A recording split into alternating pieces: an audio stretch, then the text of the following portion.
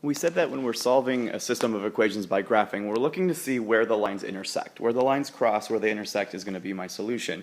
But what about when things get weird? Because we've looked at examples where the lines cross just once, like we'd expect, but it's possible that lines cross more than once, or even not at all. So let's take a look at what's going to happen in those situations. So I'm actually going to start with the second example first, because it's a little bit easier to do. And so I want to solve this by graphing, so I'm going to rearrange both equations to get y by itself. So that would involve subtracting 2x, so y equals negative 2x plus 4 for my top equation, and then y equals negative 2x plus 1 for my second equation. Now actually, without even graphing this one, if I know what's going on, I can see something interesting right here.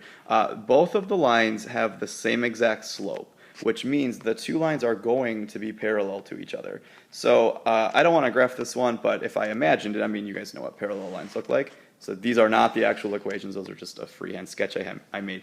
My two lines are parallel to each other, meaning if I asked you where they intersect, hopefully right away you'd tell me, well, they don't intersect. And because intersections mean solutions, this problem, because the lines are parallel, actually has no solutions. The graphs never cross at all. So there is no solution to this system.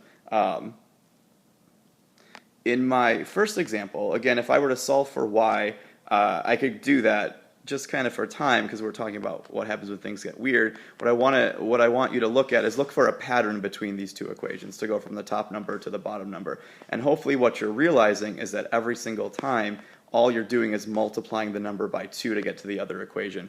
What that's going to mean for you if you did happen to solve for y, and you can go ahead if you don't believe me and actually solve for y and see this, it turns out that you're going to get the same exact equation for each of these when you simplify it, or not simplify, sorry, when you solve for y. They're the same exact equation, meaning when you graph it, if one of your lines looks like that, your other line, since it's the same exact equation, is going to be right there at the same spot, meaning they're the same line. If I were to ask you where two lines intersect each other, if they're right on top of each other, hopefully right away you tell me it's everywhere. And in fact, this is a system where you'll have an infinite number of solutions. Any point you pick on that line will work in both equations. So here's our two examples of the weird problems where we don't get just one intersection point. We either get infinite solutions if the lines happen to be the same line, or no solutions if the lines happen to be parallel because there's no intersection point.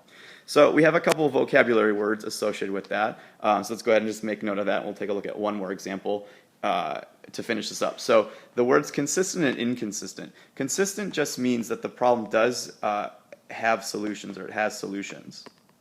Whether it's one solution or infinite solutions, we don't know yet, but it has solutions for sure.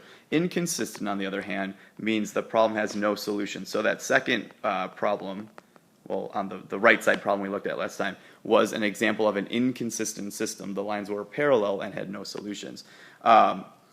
If we say that something is consistent, we have to go a little bit further and say whether it's independent or dependent.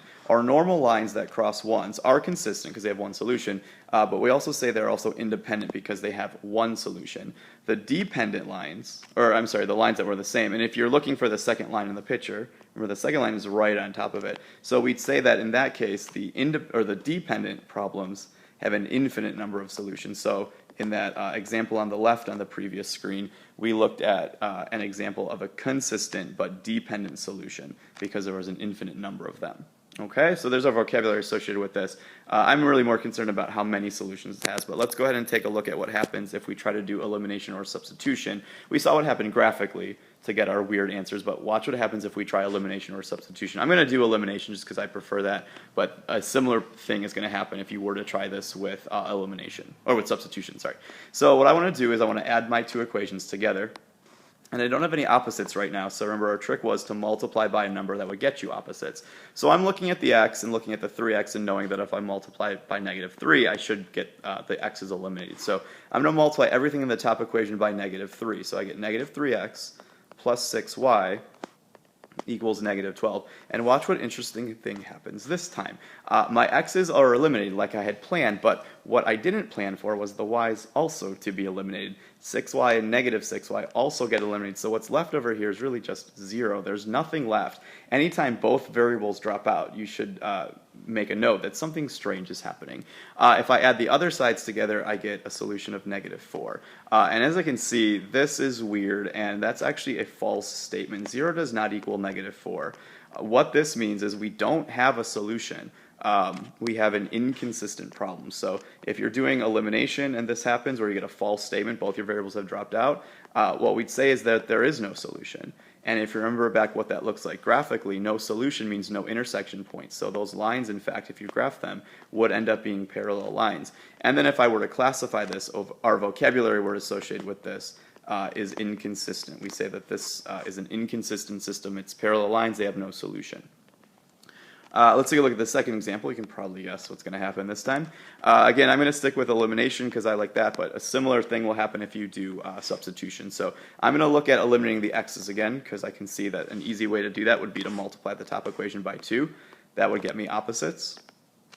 So I'm going to have 8x minus 10y, or minus 20y, and then equals 16. So again, like I had planned on, the x's dropped out, so they were eliminated, but also the y's drop out, so I'm left with nothing on the left-hand side of this equation.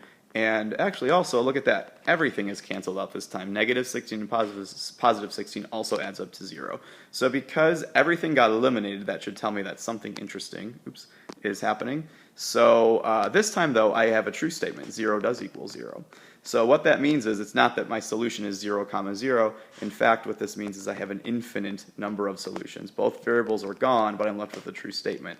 So I have infinite solutions in this case, meaning if you were to graph this, the two lines would be the same line. They'd be right on top of each other, which if we wanted to classify this, we called this the consistent and dependent solution, meaning consistent, we did have solutions, but dependent because they were exactly the same lines, we have an infinite number of solutions.